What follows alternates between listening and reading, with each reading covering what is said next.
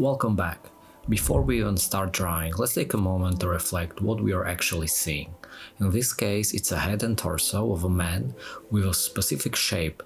One common mistake beginners make is starting by drawing individual features like eyes or nose and then adding other elements bit by bit. This approach works from inside out, but we need to flip our method. We'll create what's called an envelope. In this case, it's the outline that captures the perimeter of the torso and the head. This gives us framework of geometric shapes to work with. Once we've sketched these basic forms and transferred them into paper, the next step is to fill in the envelope with accurate proportions. This includes figuring out where the features like the hairline, eyeline, nose and mouth are located relative to each other. Another crucial aspect is the line of action. This refers to the overall dynamic of the figure, whether it's static or posed dynamically. For instance, in this bust we see fairly dynamic pose. The torso leans slightly back while the head tilts forward and down to the right. I'd also like to mention the system we'll be using. The side size method is mentioned in the book, I hope I pronounce it correctly, by Gerald Ackerman, titled Charles Bargue, with the collaboration of Jean-Léon Gérôme drawing course. This book features beautiful examples of Baroque plates and the techniques he developed for drawing classical sculptures and the human figure. These 19th century methods will be adapted into practical tutorial for today. What you'll need. First, you'll need a measuring tool. This can be any pencil or ruler, but I use a wooden skewer. You'll also need a knife for sharpening pencils and a blending stump and of course a pencil. I recommend harder leads ranging from 2H to 2B. You'll also need a regular eraser and a kneaded eraser and a sketchbook or drawing paper. First tip, the quality of your paper matters. Even with the same effort, your results may look significantly different on a plain paper compared to one with a fine grain texture. Invest in sketchbook specifically designed for drawing. Additionally, consider using high-quality pencils such as Mars Lumograph or Tombow Mono. Many of you ask in the comments or messages how to properly sharpen your pencil lead, so I've created a tutorial on this, which I'll link in the end of the video, and it will also be in the video description. If you're struggling with the shading or aren't sure how to do it correctly, I have videos dedicated to this topic, which you'll also find in the description. So let's get started. First, we'll design the envelope. Begin by lightly sketching the basic guidelines to help us gauge distances. Then proceed with the outer contour lines, keeping the shapes as simplified as possible to break the object down into basic geometric forms.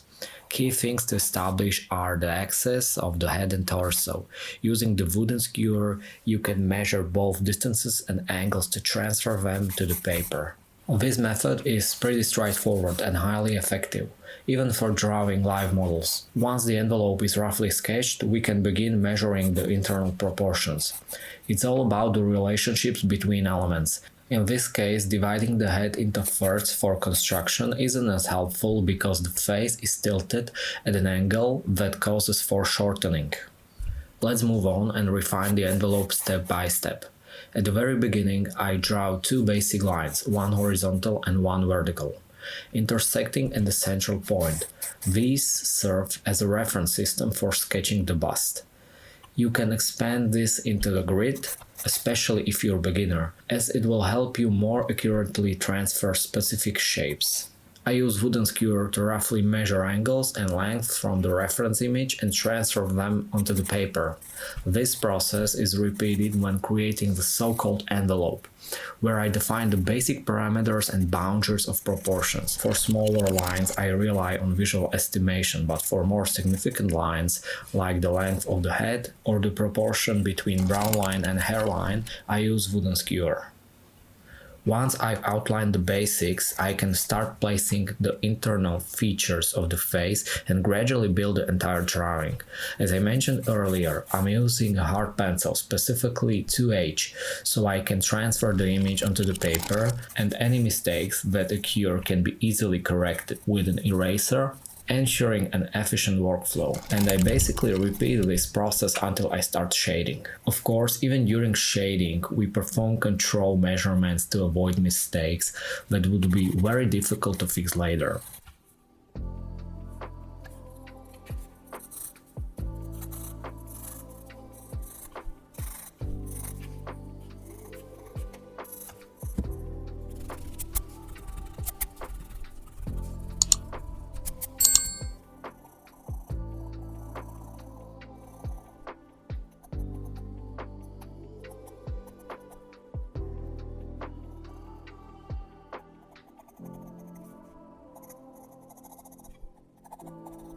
You can see that even while shading I noticed that the proportion of the beard was off.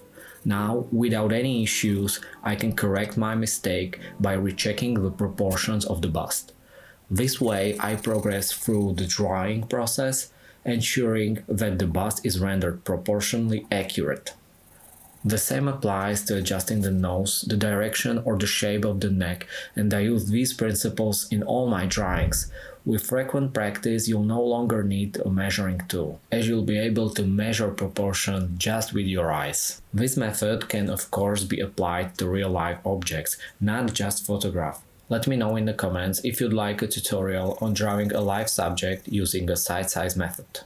I decided to create this tutorial for those who ask in the comments or via email how to measure proportions and transfer them to the paper.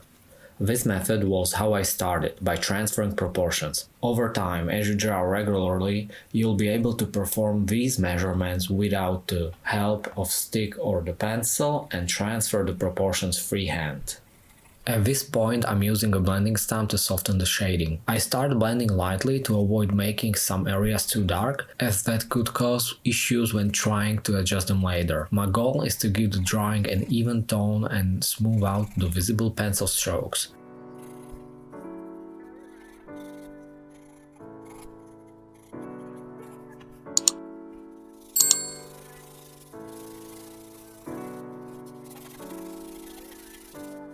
After the initial blending, I add details, darken certain areas, and increase the contrast. For tiny highlights, I use Tombow Mono Zero, a super handy and affordable tool. If you haven't heard of it, Google it. However, it works best with the harder leads. For softer ones, like 3B+, I usually use kneaded eraser instead. A blunt pencil can cover large areas and darken values globally, making it great for quick shading, but it's not ideal for precision details. When shading the nose, I rely more on intuition, an artistic approach. I use the proportions I've drawn as a guide to shape the object's 3D form. At this stage, I also focus on smaller details. I don't forget to shade the body either, as I aim to keep the entire drawing at consistent level of detail. This means I don't fully finish one area before moving on. I work on all parts evenly to maintain a unified style. One note. Don't rush your shading like you see in this video. It's sped up 3 times. Trying to work this fast could frustrate you if your drawing doesn't turn out as expected. Start slowly, with gentle strokes. Speed will come with practice.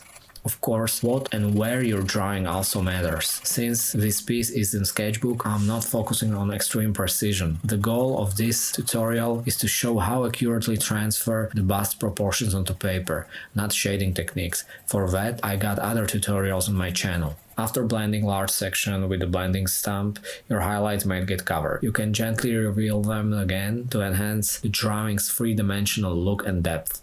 Work slowly and trust the process. This applies to your pencil too. Avoid starting with 4B or similar soft leads because mistakes are harder to fix. Instead, use hard pencils like 2H to sketch the initial structure. Once you're satisfied with that, you can increase the contrast by using softer leads like B, 2B or higher. Remember, graphite pencils are a professional tool and aren't as easily erasable as natural charcoal, which can be reshaped and adjusted during drawing. If you're interested in charcoal tutorial, let me know in the comments.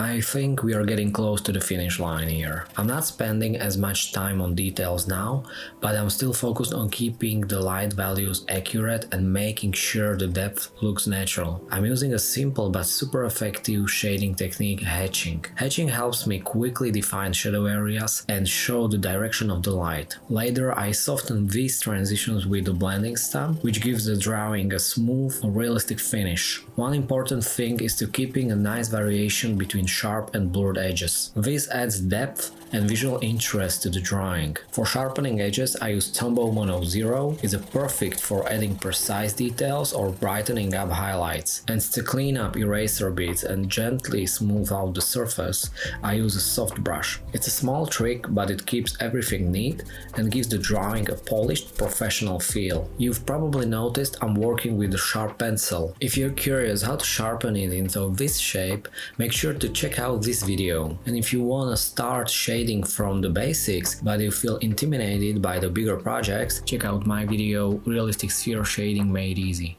If you found this video helpful, consider subscribing and liking it. And remember, every pencil stroke is a progress, and don't be afraid to try new things. See you in the next one.